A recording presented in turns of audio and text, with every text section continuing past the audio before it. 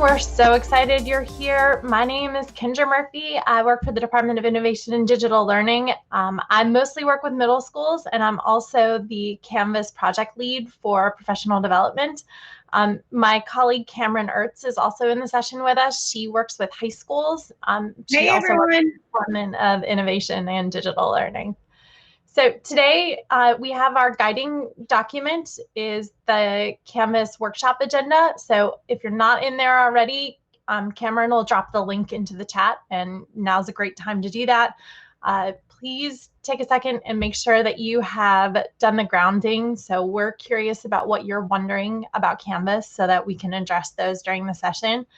As you probably know, this is a really quick session. So this is 30 minutes of instructor, me-led work. And then we have a half hour of sort of discovery on your own. We want to give you some options about what your next step might be in learning more about Canvas and thinking about how it might make sense for you. If you go through this half hour and realize that Canvas is not the tool for you, that's cool. No worries at all. We just want to give you a really quick overview about what Canvas is and what it could do for you before you really get too far into it.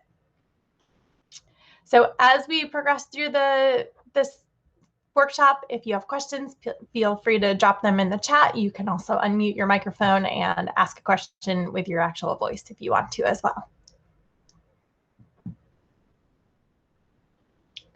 So Tanya, we'll definitely talk about some tips. We won't get to too many because we only have a half hour, but there's definitely some good stuff that we'll show you today. Hopefully you'll be able to see how this might work in your math classroom. Laura, you'll definitely get an overview today.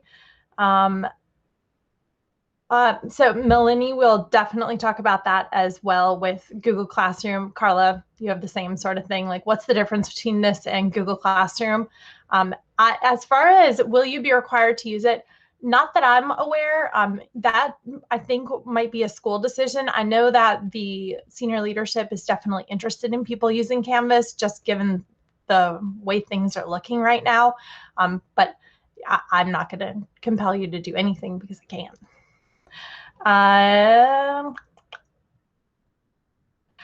Catherine, I think that's a great reason to be in here and get a sense before you do your Bridges training. Absolutely. And I'm not sure who the last person is who's doing the self-paced training, so hopefully this will give you some skills to be a little more successful with that. If you are struggling with that 4-hour training, feel free to reach out to your digital learning specialist, and if you need help figuring out who that is, you can ask us in the chat and we'll help you out with that. Tracy, the different apps definitely do. Those things are called LTIs. We are not going to talk a lot about that today because that's a little more beyond what the scope of this training is. But yes, Canvas integrates with almost everything that we use. And so then that'll display right in line so that the kids don't have to go out and hunt for things. But yes, that's definitely a thing. Okay, so we're going to get started with the direct instruction section. And if you think of more questions that you'd like to have answered while we're doing this, please drop them in the chat, or you can still add them to the check-in part and we can also address them from there. So for right now, I'm going to share my screen with you. We're going to talk a little bit about how you get into Canvas and how that works. Okay, so you can see that I'm in Chrome. I have a new Google tab on the screen. So if you go over here to this Google icon, the Google Apps Launcher, I always call it a waffle because I like food. So if you click the waffle, and you'll notice that I am logged into my CCSD account. You can create free accounts in Canvas. We pay for a lot of extra stuff, so I would recommend using it. And we'll also talk about how PowerSchool meshes with Canvas to make your life a little bit easier. So I would use the CCSD version. So if I'm trying to log into Canvas, I'm going to start with this Waffle Apps Launcher. Then I'm going to scroll to find this icon. So the icon will be Canvas LMS. It might be right at the top for you. It might be a couple of scrolls down. And in a couple of rare cases, you might not have it at all. And in the workshop agenda document, there's a link to a form so that if you aren't able to log into Canvas, or if you notice that it's not in your apps launcher, fill out that form and we can get some support to you, okay? So this is one way of logging into Canvas. So I'll go through those steps again. I'm gonna go to the waffle and I'm going to scroll to the icon that says Canvas LMS. My other option, if you're logging into Canvas, is to go up to the Omni bar and I can type in directly ccsdschools.instructure.com. So that's our direct link to it. Either one works. They both will get you to the exact same place. So take a second and navigate to that. And again, if you are having trouble logging in, you have a couple of options. You can go back to the Canvas workshop agenda document, fill out that form, or you can also Google Canvas free account and just create yourself a free Canvas account for today. When you're thinking about your students logging in, they're going to go through the same process. So they're going to click on that apps launcher, the waffle thing, and they're going to find the Canvas LMS app. They can also log in using this exact same link. They'll have to be logged into their CCSD schools account for that to work though. So just ensure that your kids are logging in with that account and they'll be good to go. Another thing to keep in mind is that Canvas has 3 really great apps. They have a teacher app, they have a student app, and they have a parent app. So if you are starting to use this a lot, many of the teachers really like the teacher app, especially on an iPad if you have one. They're great for annotating things and for grading stuff. The teachers also oftentimes love when the students use the student app because it gives them notifications and makes submitting work and replying to things a lot easier. So know that there are those 3 apps. They're free, they're in most app stores, and I think they're available for pretty much every device. So once you're logged in, you'll notice on my screen that there's a lot going on here. So this is my dashboard, and your dashboard is where all of your course cards are going to end up. I mentioned earlier about how PowerSchool and Canvas sort of mesh together. This is one of the things that I really like over Google Classroom. And for sure, I love Google. I'm a Google certified trainer. I'm way in on Google. I've been using Google Classroom for years. But one thing I really like about Canvas is that it works with PowerSchool so that you don't have to create courses in Canvas. You don't have to find a code and you don't have to give that code to students. Canvas and PowerSchool work together so that all of your courses are created automatically. And as students add in your course, they'll automatically be added to your Canvas courses. And when students log in, they'll look at their dashboard and your course will just be automatically there. So that for me is a big benefit to not have to worry about keeping track of all those codes. I taught high school history and I oftentimes had 6 sections and I had 160 kids. So it was a lot for me to consider. And when new kids would come in, I was trying to teach a lesson. There was a lot going on. So for me, this is a very helpful thing, being able to have that happen automatically. One question that I get a lot from people is, okay, that's great that PowerSchool will create these sections for me, but what if I need to create another one? Can I make my own, or do they all have to come from PowerSchool? If you scroll down on the right, you'll notice on mine it says start a new course, and you can create a new course as well. So these are called manual courses, and that's what all of my courses in my dashboard are, because I don't have students. So I create manual courses when I'm creating content in Canvas, and you can do the same thing. Again, if you don't see this button, make sure you fill out that form back on the Canvas workshop agenda document. That's one of the things that we can fix for you. So look on your right-hand side of your dashboard and see if you see something called Start a New Course. If you don't, feel free to fill out that form, but it should be on everyone's right side. Once in a while, we get a couple of people that don't have that there because their accounts are set up as students rather than teachers, but that's something that we can fix pretty quickly. So what I'd like you to do now, after you found this Start a New Course, I'd like you to click it. So we're going to create something called a sandbox. And if you're looking at my screen right now, you can see that I have a bunch of different sandboxes. And people might wonder why you would want to create a sandbox course. Here's a good reason. If you have all of your courses set up there from PowerSchool that have students in them, those are called production courses. They're live. So if I'm playing around with something and trying things out and learning by working in Canvas, and I make a mistake and it's in a live course that my students can see, that's not necessarily something I want. So I create sandbox courses that I can use to play around and learn things and figure out stuff and try things. So on your Canvas, you can do the same thing. I'm going to click Start a New Course, and I'm going to name it. And you can name your course as Sandbox Course. You can you can call it Practice. You can call it anything you want. Make it your dog's name. So I'm going to create course. And then once that happens, you'll see I'm brought to a different looking screen. And you'll notice that on the left-hand side, it's changed from my dashboard down to courses. So this is one of my courses. Even though there's nobody in it, it's just for me. And you'll notice over here on course status, it's set on unpublished. So nobody can see it anyway. I haven't added anybody to it. This is just for me, which I really like. And a thing that I think is really good for teachers is as you're creating in your sandbox, you can download or copy the content to a production course. So it's not like you have to create it here and then replicate it somewhere else. You can copy it to another course. You can download the whole thing and store it on a hard drive. You have complete control over what you create and the courses that you make. So in my sandbox course that I create, my recommendation to people is always to start with modules. Modules are really handy. They're super helpful, and they're kind of like a way of thinking about a folder. So a module is a way that you can group the assignments, the work, and the learning that your students or the people that you're learning from are going to do. People ask a lot, what is a module? Is it a unit? Is it a lesson? Is it a standard? Yes, it could be any of those things. So the modules can work for however you want the modules to work. So I always start, and I'll do this with you, by clicking plus module, and then I'm going to call this module 1. And then I'll click add module. And so that changes the way that my screen looks a little bit.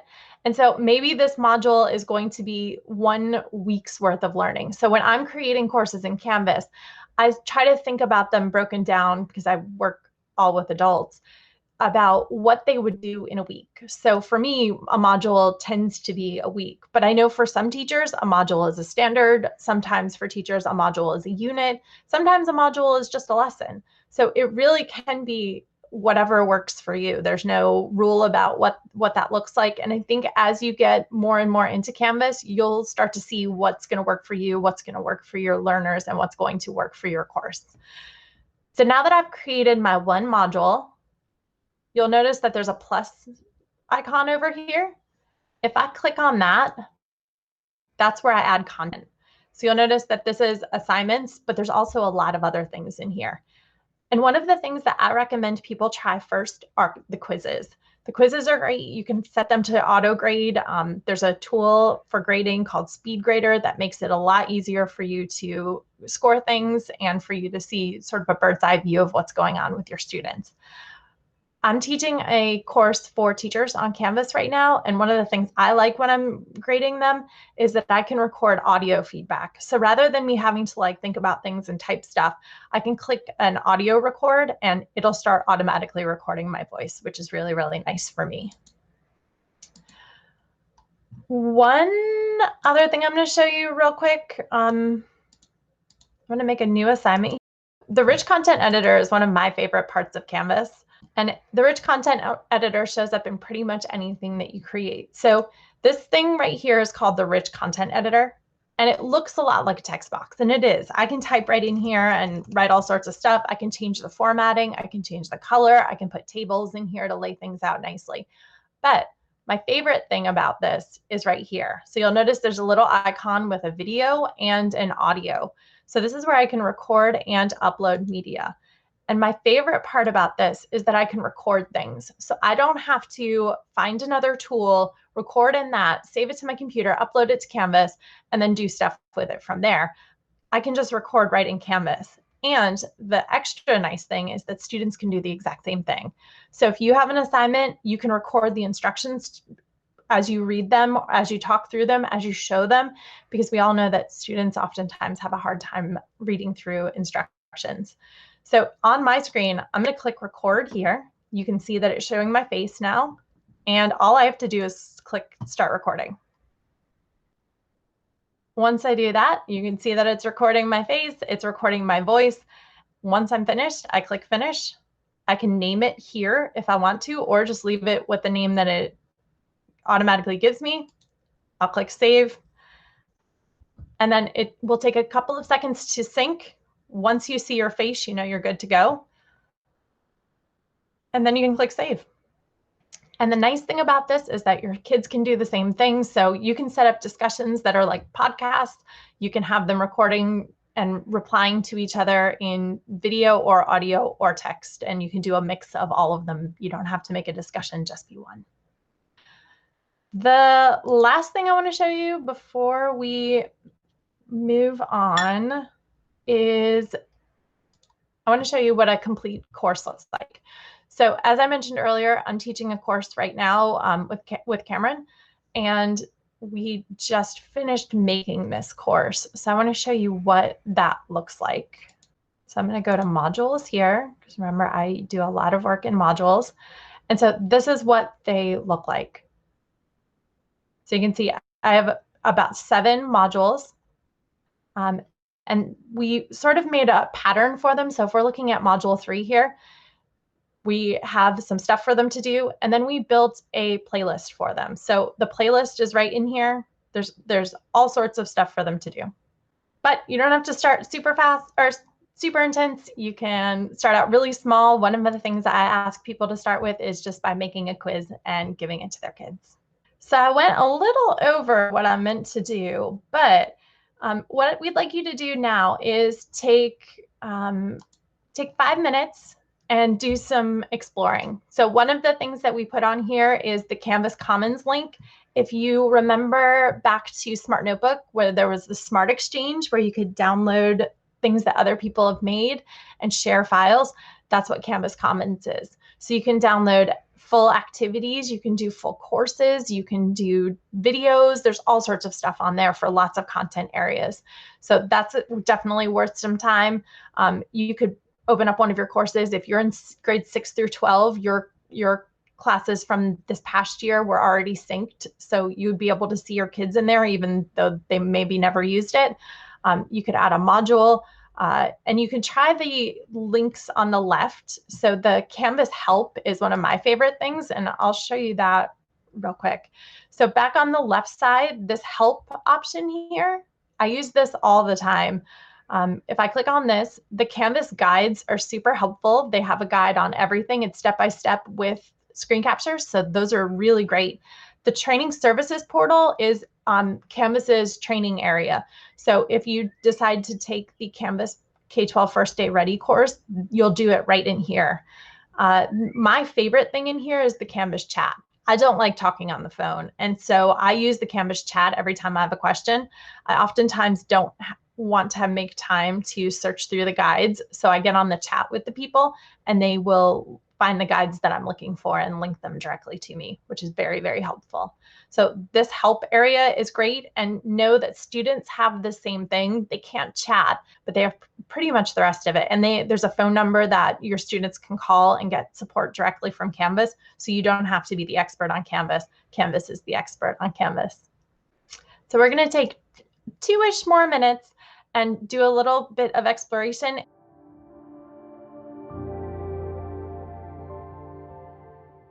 One of the things that a couple of people were asking is, what's the difference between this and Google Classroom? So Canvas will tell you that they're a true LMS. Google Classroom is more of a manager of files. They're getting closer to being an LMS or a learning management system, but Canvas, that's what they do. So all of the things that you would use for instruction and for assessment and for integration all fit into Canvas. So if you're using adaptive digital content products, by and large, they all work right into Canvas. If you're using Flipgrid, if you're using Edpuzzle, if you're using so many different tools, I can't think of them all right now, they all integrate with Edpuzzle. And the nice thing about that is that for the most part, they'll go right in the course stream. So I can add, and I've done this, where I can use those LTIs. I talked about the integrations and bring in an external tool that goes right into Canvas so that people don't have to go hunt around. They don't have to leave my course and then get lost and end up searching for things about who knows what. But all of that stuff integrates right in, and it gives you really robust assessment tools. So you can create those quizzes, you can create mastery paths, you can tie individual assignments and quiz questions to learning outcomes so that you can then set up a mastery-based report card and work on mastery with your students. So there's so many tools. There's so much you can do. There's a tool that's kind of like Edpuzzle that's built into Canvas so that you can add questions to videos. There's a lot in there. I don't want to overwhelm you with all of the things that Canvas can do. What we'd like you to do for the next 5 minutes, you can keep exploring or you can do the reflection. So what's one thing you learned today that you might put into your practice? Actually, I don't want that to say will. I'm going to change it to might. And then, as I mentioned earlier, the last half hour of this session is independent work. So it's completely on your time, whatever works for you. We wanted to make some resources available to you for a next step training. One of the things that I think will work really well as a next step training is that Canvas First Day Ready down below, but I'll talk about those in 2 or 3 minutes.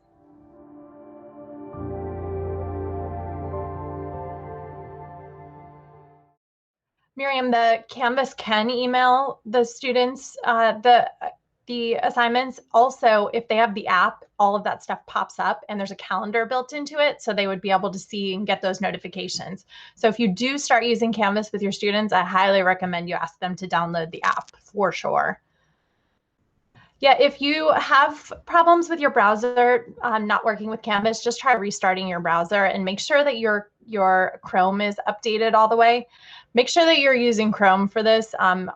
Both Canvas and Google both tend to work a lot better when you're using Chrome. Okay, so let's talk about the self-directed resources here. The first thing is that Canvas K-12 First Day Ready I have it highlighted right now that I talked about. This is a 4-hour training made by Canvas. Some of the videos are made by Corey, who I'll talk about in a second. But that is set up so that if you go to this link, that's a web page made by our department so that you'll get 4 hours of recertification credit by completing that. So that's a great first bigger overview. It's a lot more in depth compared to what we talked about today because this was only a half hour, but it will give you a good sense and build on what we've talked about today. The second thing I think you'll probably really enjoy, they are the June 24th and 25th hour-long webinars. So these are hosted by Corey from Canvas. He's a great trainer. He recently left the classroom, I think 1.5 years ago, and has been using Canvas for years and years. So he'll walk you through it. It's all very teacher focused. If you click on that link, that will take you to the detailed agendas as well as the on-track links so that you can register for those. You're more than welcome to go to all 12 hours of his training, but I have it broken down so it's just an hour segment so that you can get just what you want or just what you're interested in. And there's a couple of really good sessions that I'm really excited about. The next thing is the course that Cameron and I were talking about that we just started. Our first group of people started yesterday, but we have 2 more groups that are coming up. So there's a session in June and a session in July. And while the prerequisite is Canvas First Day Ready, so we want you to have that baseline knowledge, this course is really focused on building a module. So we want all the learning, all of the work, everything contributes to you building out a module that you can use with your students.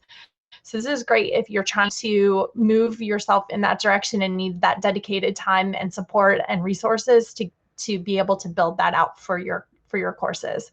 And that's open to anyone who you don't have to be a classroom teacher to join that.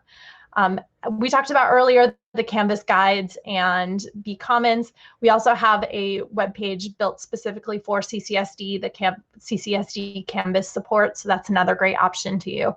as always, feel free to reach out to me, reach out to Cameron, or reach out to your digital learning specialist. And if you don't know who that person is, feel free to drop a link or your question into the chat and we can help you find that person. So our next steps for you for today are to take some time and explore those next step course options if that's something that's interesting to you. If you spent this half hour and realize that Canvas is not for you right now, that's fine too. We'd love for you to capture down at the bottom what your next step is. So after listening to all of this, after taking some time and exploring those next step training options, what's your next step? What are you going to do? We really appreciate you being here with us today. We love hearing about Canvas. We love seeing teachers using Canvas, and we love working with y'all. So we'll be here for a couple more minutes, but you're welcome to close off the session and go do some more exploration. I hope you have a great day.